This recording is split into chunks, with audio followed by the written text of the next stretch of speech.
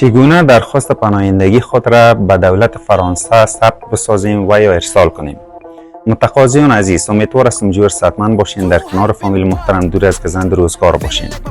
خب ما روی موضوع چگونگی درخواست پناهندگی به کشور فرانسه صحبت میکنیم. امیدوار هستم ویدیو را تا آخر ببینین و از تمام معلوماتی که در ویدیو گنجانیده شده استفاده ببرین.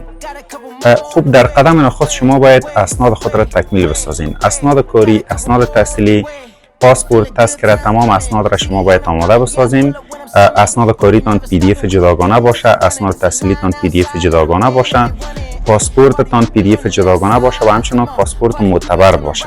پاسپورت معتبر به کدام پاسپورت گفته میشه؟ و پاسپورتی گفته میشه که بیشتر از 6 ماه وقت داشته باشه. در ضمنش پاسپورتتان پی دی اف جداگانه می باشه، تذکرهتان پی دی اف جداگانه می باشه. قدم آخری جهت آماده سازی درخواست چی است؟ آماده سازی انگیزه یا دلایل پناهندگی است که شما یک متن نوشته میکنین، در قالب پی دی اف باشه یا در قالب متن باشه ارسال کنین، فرق نمیکنه.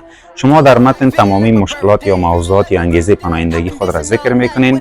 بعدا از کشوری که میخواین اونجا سفارت فرانسه حضور داره، کار خود را پروسس بسازین، بر سفارتشان ارسال میکنین، ثبت میکنین درخواست پناهندگی خود را. بعد از اینکه ثبت شد، سفارت پروسس میکنه کارتان را، بر شما فرمای تاییدیتان را روان میکنه. فرما را زمانی روان میکنه ما چرا برشان میگیم فرمای تاییدی؟ به خاطر برشان فرمای تاییدی میگیم که شما درخواستی را که ارسال کردین مورد توجه سرکنسول یا سفیر قرار گرفتن و به خاطر پروسس بیشتر شما را آماده مراحل بعدی میسازه و شما باید طی مراحل پرونده تان را پیش ببرید. فرما را تکمیل میسازین، روان میکنین برای سفارت فرانسه در هر کشوری که شما از اونجا کار خود را پروسس میسازین. قسمی که شما معلومات دارین در خود افغانستان فعلا سفارت فرانسه فعال نیست، پس شما مجبور هستین به یکی از کشورهای همسایه که سفارت فرانسه فعال باشه اونجا درخواست خود را ثبت بسازین. بعد از یک فرما ارسال شد منتظر می باشین که سفارت راهنمایی بعدی انجام بده.